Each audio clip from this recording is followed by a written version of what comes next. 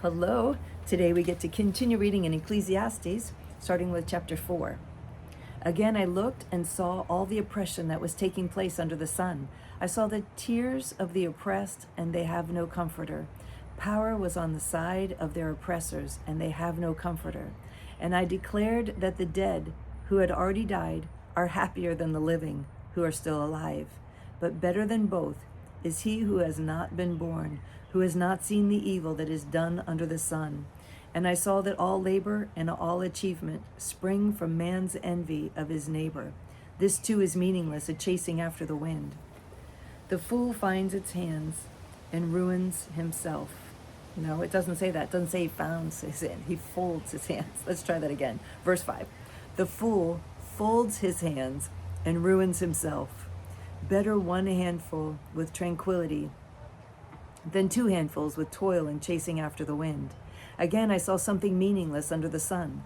There was a man all alone. He had neither son nor brother. There was no end to his toil, yet his eyes were not content with his wealth.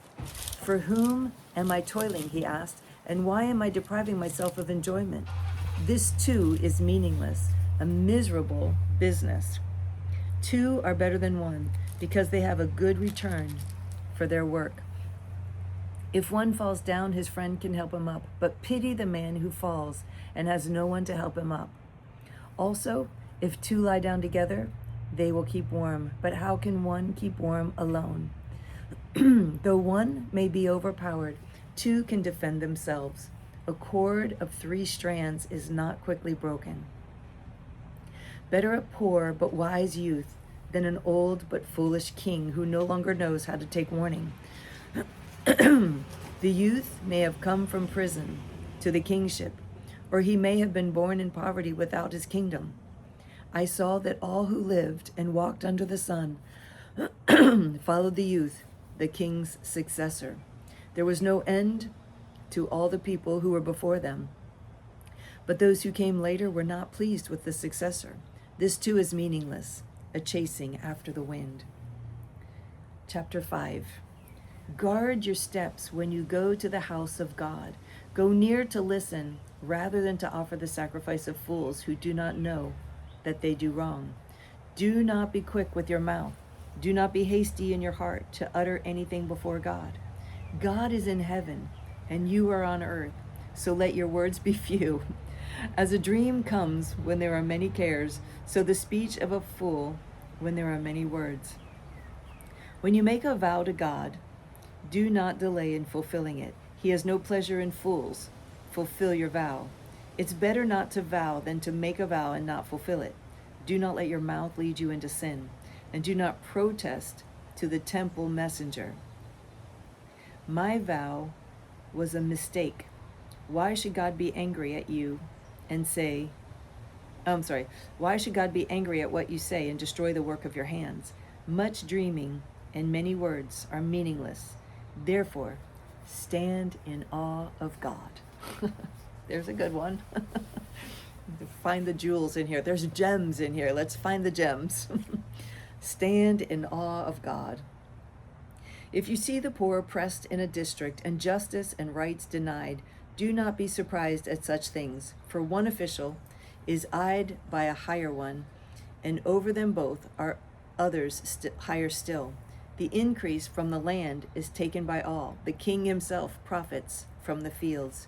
Whoever loves money never has money enough. Whoever loves wealth is never satisfied with his income. This too is meaningless. As goods increase, so do those who consume them.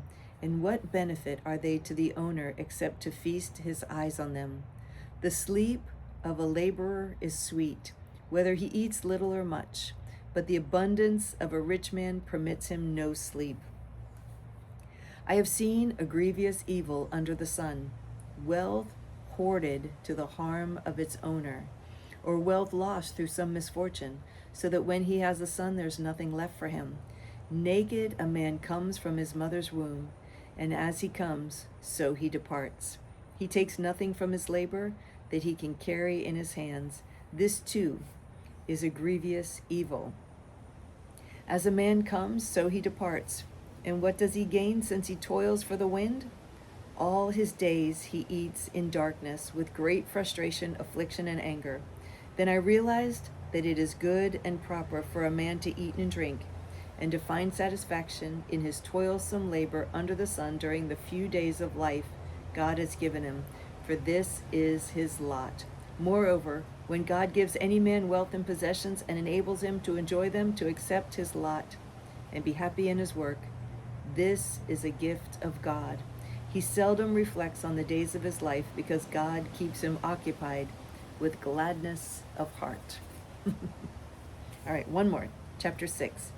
I have seen another evil under the sun, and it weighs heavily on men. God gives a man wealth, possessions, and honor, so that he lacks nothing his heart desires. But God does not enable him to enjoy them, and a stranger enjoys them instead.